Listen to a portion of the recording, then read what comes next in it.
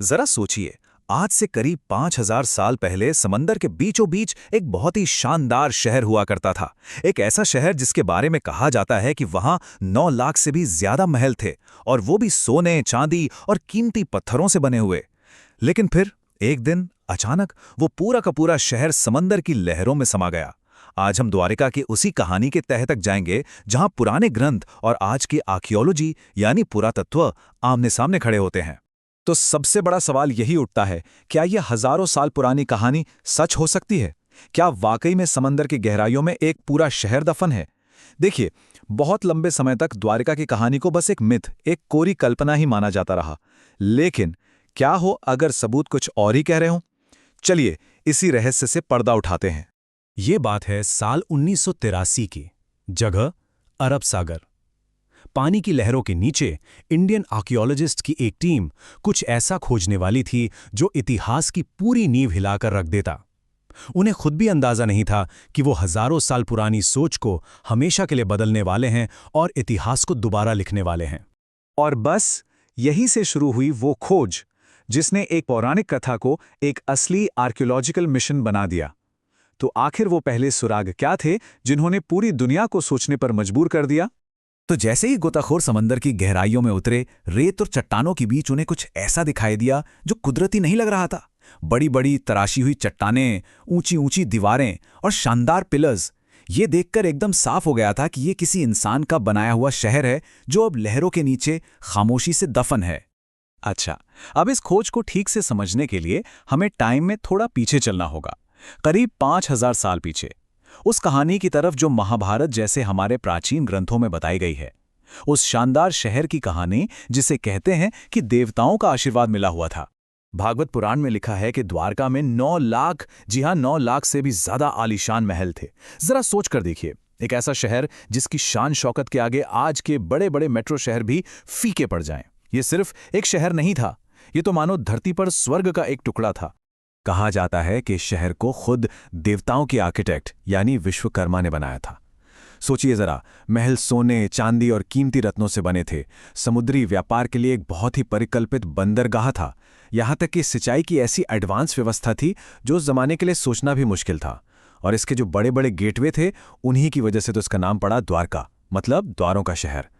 लेकिन कहते हैं ना, जहां कुछ बनता है वहां उसका अंत भी लिखा होता है।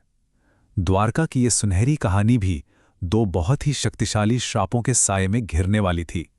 वो श्राप जिन्होंने इसके दुखद अंत की भविष्यवाणी पहले ही कर दी थी।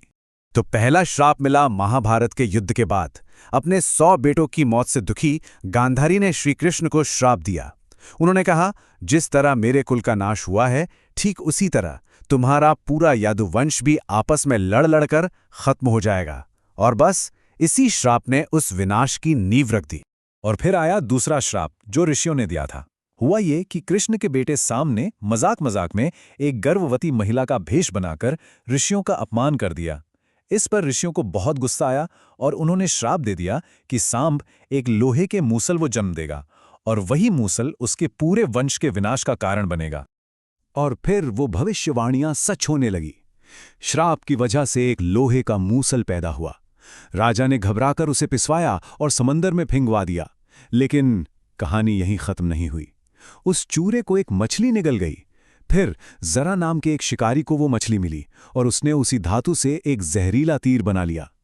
उधर यदुवंश के लोग घमंड और नशे में चूर हो गए और एक लड़ाई में उन्होंने एक दूसरे को ही मार डाला। इसके बाद श्री कृष्ण ने भी अपनी देह त्याग दी और देखते ही देखते समंदर आगे बढ़ा और पूरी द्वारका नगरी को अपनी लहरों में डुबो दिया। तो ये तो थी पौराणिक कहानी। अब वापस आते हैं 20वीं सदी में एक ऐसे आर्कियोलॉजिस्ट की कहानी पर जिसने ये मानने से ही इनकार कर दिया कि द्वारका बस एक कहानी है। उन्होंने ठान लिया था कि वो इस खोए हुए सच को ढूंढकर ही रहेंगे। और ये खोज कोई 1-2 दिन की नहीं थी, दशकों तक चली। शुरुआत हुई 1963 में जब बेट द्वारका के पास कुछ पुराने मिट्टी के बर्तन मिले। फिर 1979 में डॉक्टर SR राव ने इंडिया का पहला मरीन आर्कियोलॉजी एक्सपीडिशन शुरू किया। 1983 से 92 के बीच उनकी टीम ने 12 बार समंदर में गोते लगाए और उन्हें शहर की कई बड़ी बड़ी संरचनाएं मिली। फिर आया मॉडर्न टेक्नोलॉजी का जमाना।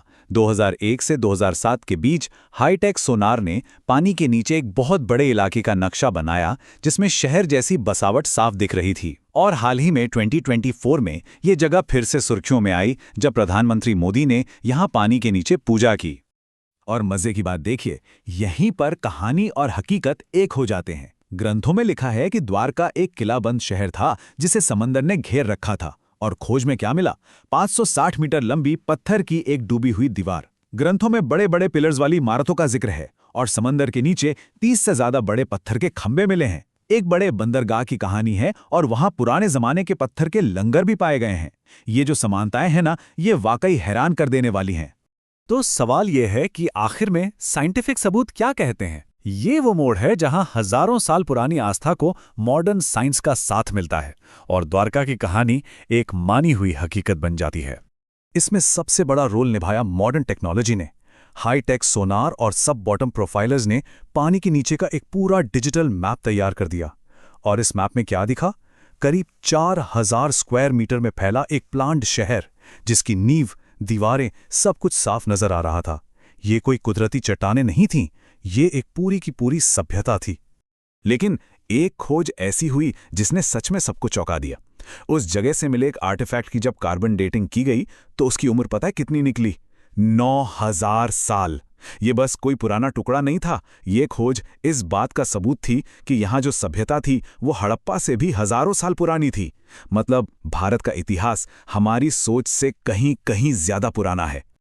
और यहीं पर डॉक्टर एसआर राव की वो बात एकदम फिट बैठती है। वो कहते थे, मैं इन ग्रंथों को धार्मिक किताबें नहीं बल्कि इतिहास के दस्तावेज मानता हूं। उनकी यही सोच थी कि इन ग्रंथों में सिर्फ कहानियां नहीं बल्कि हमारा इतिहास छिपा है। और इसी सोच ने एक भूली बिसरी कहानी को एक जीती जागती सच्चाई बना दिया। तो एक आखिरी सवाल, आखिर द्वारका डूबी कैसे? इसका जवाब भी साइंस के पास है।